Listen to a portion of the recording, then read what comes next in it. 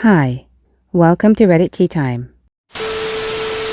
I lived with my cousin for about a year, 5 years ago. We have a relationship similar to that of sisters. Although we occasionally argue, we always manage to reconcile and move on from the disagreements. A couple of years ago, she got married after knowing her husband for only 3 months.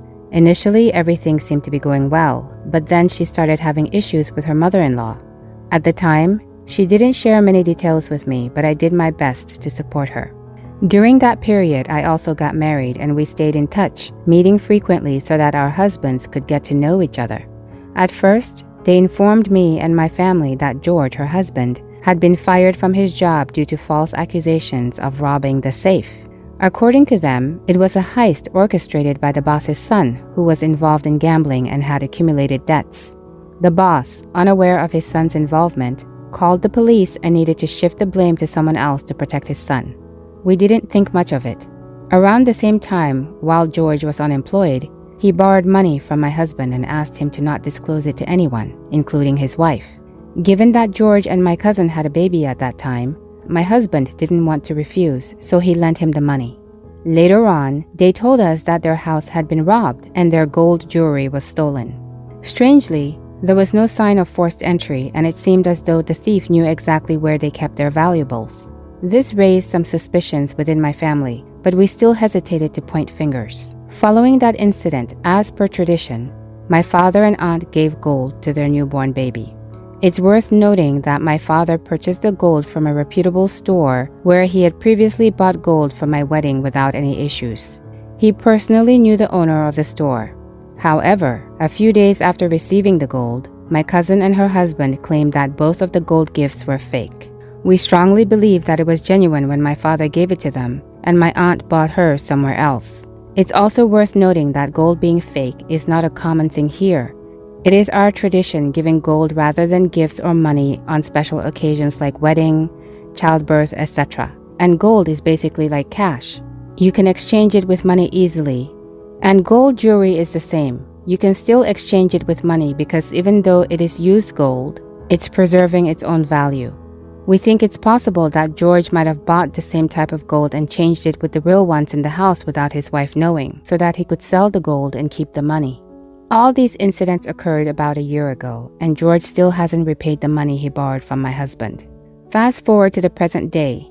They were visiting my parents, and after they left, my mother discovered that her valuable jewelry was missing. It was there in the morning and now it's gone. There were other instances, like my cousin's or her baby's gold jewelry gone missing in the house that they informed us about.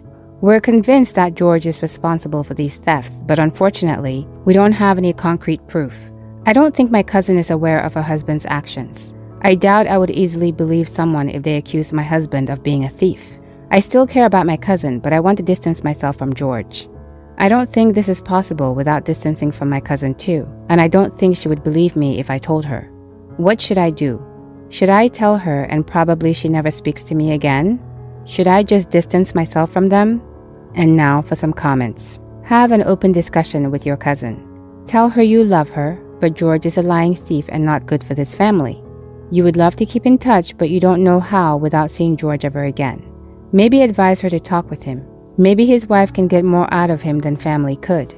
OP said, I know I should, but I'm really hesitant. I know if she really has no clue, she should be informed, but that also means I would be the one who just turned her life upside down with a 1-year-old. That is, if she even believes me. She had a lot with her mother-in-law too, before and during her pregnancy. She's just clear and happy now. She could just say we, me and my husband, were there too that day my mother's jewelry has gone missing. She could also say maybe it was us and continue believing all the other things were unfortunate events that just happened to them. And I can't even blame her for that because divorcing with a child is a big thing that could possibly make her life hell due to her family's beliefs, and believing everything is fine just seems easier. This started when I was in the later years of high school, like when I was 17.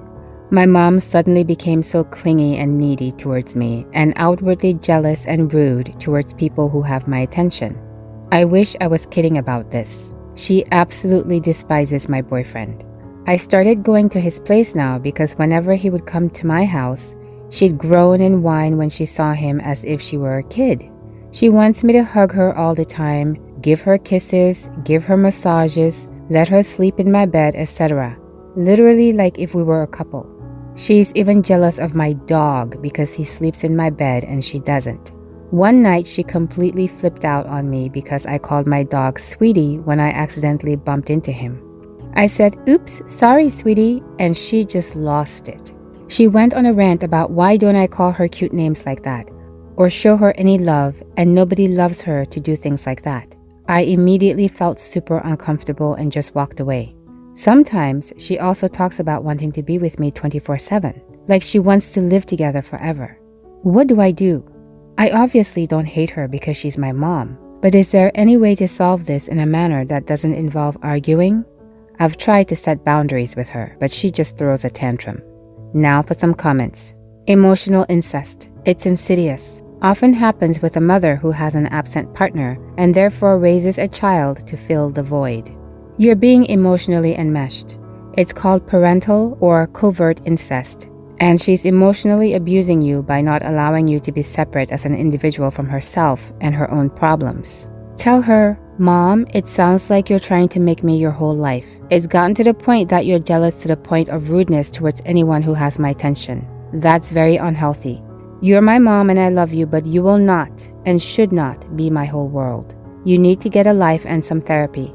I won't be with you 24/7, and I won't tolerate your clinging or your rudeness. However, if you want to completely drive me away from you, by all means continue to behave this way. Call her out when she behaves rudely, and move out as soon as it's feasible." 66-year-old mom of 2 daughters here. Just reading your post made me uncomfortable. The way your mom is treating you is absolutely wrong, and it's not normal in any way, shape, or form. She needs to be in therapy to learn how to be an independent adult. You're not responsible for fulfilling her emotional needs. You absolutely need to set hard boundaries with her and stick to them, as hard as that may be. I would suggest you read Boundaries by Dr. Henry Cloud. It'll give you insight into the type of person your mother is and how to manage your relationship with her. I would also suggest that you develop an exit plan to move out of her home and gain some independence. If you have the option to begin therapy yourself, do it. As entwined as your mother has become in your personal life, she's going to try to guilt trip and manipulate you as you extricate yourself from her daily life. You're going to have to become a badass bee and just coldly maintain your boundaries. Once she realizes you can no longer be guilted or manipulated, maybe she'll pull herself together and the two of you can build a new relationship. Good luck and stay strong. Hi, have you been over to our covert incest? This happened to me, except my mom was the husband and I was the wife. I was expected to keep the house, iron her clothes, solve her problems, and groom her. It was really effing gross. I still haven't gotten the ick off since I learned about CI, and it's been years. She never touched me inappropriately, but was stark naked all the time in the house and hypersexual in her talk and what she watched. You might consider Googling the ACE study. You're gonna need a therapist, preferably a trauma therapist. Even if she never hit you, CI is actually considered sexual abuse. And you need to go no contact, at least for a while, because as you learn about this, you're gonna be mad. I'm sorry this happened to you. It's so effing gross. A reply to this comment said, I was hoping something like this would be the top comment. This mother is absolutely 100% out of line and daughter needs to cut all contact immediately. This is in no way okay.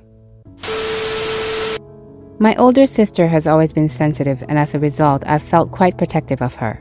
We lost our mom as young children, and that stuff binds you. For most of her young adult life, she was traveling and enjoying herself. Trained to be a nurse out of I don't know what to do, so I'll do this mode, and struck gold. Seems to really work for her, being surrounded by a team and helping people, etc. Then she found out that she had inherited our family's cancer gene and made the decision to have a removal and reconstruction surgery 7 years ago. It was a really difficult time for her. It was also interesting seeing how her network responded. Like, you don't have cancer, but you're choosing to have preventative surgery. Good for you. Rather than, whoa, that's such a hard decision to make, and anyway, layers. The outcome was that she didn't feel like anyone felt sorry enough for her or gave her enough support, including her family. And that is now the theme of her life. She's single, without kids, and not sure where to buy her first home, location-wise. And wants all three very desperately, to the point that she can't be happy for people. My other sister just engaged, brother due to be married, and another brother due a second baby. All she can really say is that she wants them to be sensitive of her when talking about these milestone moments in their lives. I have a dog, she doesn't seem too jealous of that. She's incredibly reactive to her emotions, can't seem to sit with them and instead needs validation from multiple people. Very anxious and gets overwhelmed easily, high expectations of people, and gets very upset if plans change. And I'm feeling it. The many calls and texts, I'm feeling the weight. There's no deadline on her pain or journey through this, but I want her to accept her life as it is right now rather than wishing it was something else, because she's wasting days. It came to a head this week where she made an idiot comment about me having a partner. So what? You don't, so I need to feel sorry for you? This is a huge rant, sorry. She has had counseling and various therapies, but seems to be stuck at this point.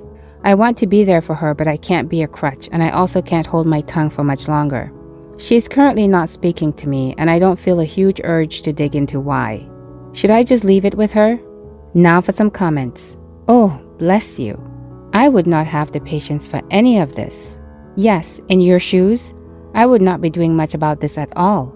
It's far too high maintenance. She's unhappy with her own life and she's basically trying to make it everyone else's problem.